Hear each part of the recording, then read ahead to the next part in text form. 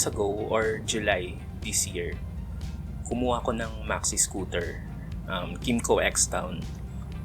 And after 2 weeks, gumawa ako ng review about my quick insights and experience using the X-Town as a newbie rider. Etong Kymco X-Town ko, first 2 wheels ko siya. Kaya madaming nagtatanong bakit yung unang motorcycle slash scooter or 2 wheels ko is a maxi scooter na malaki and mabigat. Of course, meron akong mga reasons why ito yung kinuha ko. Mamaya i-discuss ko siya. Etong video na to is yung detailed review, insights, and experience ko gamit ang Kymco X-Town. Halos 4 months na din, and ngayon I can say na komportable na ako sa X-Town. Na ilong ride ko na to going to Lukban, Tagaytay, Batangas, and naikot ko na ang buong Laguna.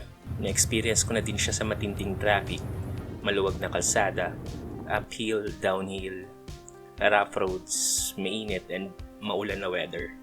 So, disclaimer lang, itong review is based experience ko as a newbie rider and baguhan sa pagmumotor or 2 wheels. Ginagamit ko tong X-Town for travel and to explore places. Iba-iba tayo ng purpose for 2 wheels or motorcycle or scooter. Ang purpose ko for my 2 wheels is to travel and explore. That's why itong channel will also focus more sa mga travels ko using the X-Town or any 2 wheels in the future. So habang naka-park ka tong X-Town, umpisa na natin yung review and experience ko using this maxi scooter. So first, itong ABS niya or yung braking power niya, hindi pa ako napapahiya dito. Talagang pag gusto kong huminto or may biglaang hinto, talagang mag-i-stop siya na alam ko safe ako. Okay din yung gulong niya, medyo wide or mataba, which means makapit sa kalsada, lalo na pag medyo basa yung kalsada. Isa sa mga nagustuhan ko dito sa X-Town is yung seat or upuan niya. Bulky siya, malaki. So, pag nagra-ride ka and pag inupuan mo, malambot. And yun yung importante sa akin. Lalo na ang purpose nitong X-Town is for long rides and travel. Alam ko pag inupuan ko to, komportable ako. Then, okay din ang compartment niya. Isa sa mga nagustuhan ko to actually. So, dito sa loob ng compartment, kasya yung 2 helmet. Isang half face, isang full face. Hindi lang halata kasi madaming gamit ngayon. Pero yun nga, madami ka pwede ipasok na gamit dito sa loob ng compartment niya. Then, meron ding ilaw and sensor para pag sa gabi, makikita mo din yung nasa loob. Tapos, etong top box na to, actually, bago ko to makuha ang X-Town, binili ko na tong top box. So, ang maganda dito sa top box niya, lalo na sa mga GB top box, madali siyang ikabit kasi may naghihintay na lang dun sa kabitan niya. So, yung base plate ng GB, saktong-sakto dito sa likod. Although, syempre, meron pa din mga top box na kailangan palang konting adjustment. So, dito naman, sa controls niya, usual controls naman, wala nating special, which is mas prefer ko para mas madaling gamitin, hindi nakakalito. 2 yung version ng X-Town, isang Nudo, yung standard. Yung standard, ganito yung panel niya. Yung Nudo, digital na. So, yun lang naman yung difference. So, ito yung mahirap sa X-Town pag parking. Since mabigat siya, so kailangan talaga alalayan mo. Siguro kasi newbie rider pa ako, hindi pa ako talaga sanay sa mga mabibigat talaga na motor. So while ira-ride natin tong X-Town, susunod kong i-discuss yung performance naman niya. So habang nagra-ride tayo dito sa BGC Taguig, meron 2 bagay dito sa X-Town. Pag mabagal ka or medyo traffic, sabihin na natin, ramdam mo yung bigat niya. Second, pag highway na or mabilis na yung andar mo, sobrang nimble niya, madali siyang i-maneuver, parang hindi na mabigat yung dala mo. So nagkakaroon lang naman ng konting problema, lalo na pag newbie rider ka, pag medyo mabagal and matraffic. Katulad nito, hindi siya basta-basta pwede isingit. So kung isisingit mo siya, kailangan mong alalayan. Kasi nga medyo mataba siya. and mabigat. Minsan ganito, pag traffic, either hindi ako makasingit, so talagang part na ng process na hindi ka basta-basta makakasingit, lalo na pag masikip. So sa akin okay lang, wala namang problema yun. So yun yung isa sa mga cons niya. Pag traffic, ramdam mo yung bigat, and also hindi ka makakasingit basta-basta. And again, kung ano naman yung cons niya, yun naman yung pros niya. So once maluwag na yung kalsada, pag gusto mo siyang iarangkada na, bibigay niya sa'yo yung speed na yun. So it's a 300cc, so malakas talaga siya. And again, it's a maxi scooter. For me, hindi naman siya ginawa para magpabilis ka. Ginawa siya for touring and for travel. So yun actually yung mga main purposes niya.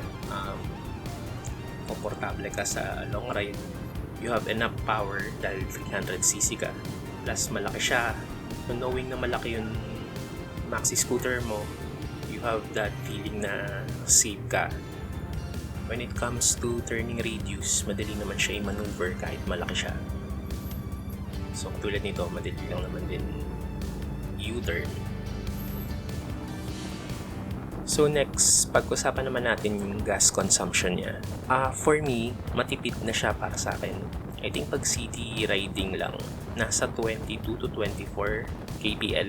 Tapos pag highway na or maluwag na yung kalsada, gusto mo marangkada, nasa 26 to 32. So kahit pa paano, for a maxi scooter, matipid na siya. So nung nagkaliraya ko, San Pedro to Kaliraya, balikan, siguro asa 500 lang yung pinagas ko. And may natira pa doon. So matipid na siya for me. Ngayon, i-discuss natin kung bakit 300cc and bakit hindi 400cc para makadaan ng expressway. Usually, ito yung mga tinatanong sa akin, bakit hindi ka na ng 400cc? Actually, para sa akin, wala namang problema kung makakapag-expressway ako or national road. I have this mentality kasi na pag nagta-travel ka, hindi mo kailangan magpabilis kasi hindi mo ma-appreciate yung mga lugar na madadaanan mo. Plus, ang purpose ko talaga sa X-Town is to travel. Kaya okay lang na hindi siya makapag-expressway. Also, hindi pa din ako confident mag-expressway. Lalo na newbie rider pa rin naman ako. Maybe in the future, pwede ako mag-upgrade ng exciting 400. Pero for now, hindi ko pa nakikita yon. And wala pa ako nakikitang benefit for now. Lalo na yung X-Town ko is for weekend travel and hindi naman siya yung pang everyday vehicle ko. And yun yung mga experiences ko and review sa X-Town ko. So far, masaya naman ako with what I have. Wala naman na akong hinihingi sa X-Town right now. Kontento na ako. And ang future plan ko talaga is makapag-loop or travel sa mga iba't ibang lugar using this maxi scooter.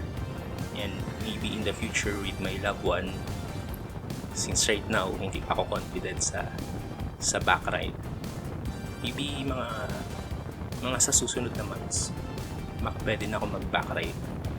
Ma-advise ko ba siya sa mga newbie riders na gusto ding mag maxi scooter, kahit X-Town or X-Max or kahit yung T-Max or yung AK5 or yung AK550 or Exciting 400? Yes or no yung sagot ko. No dahil mabigat siya and baka mabigla ka, and maybe pag mali yung purpose mo kung bakit ka bibili ng maxi scooter, baka pagsisihan mo.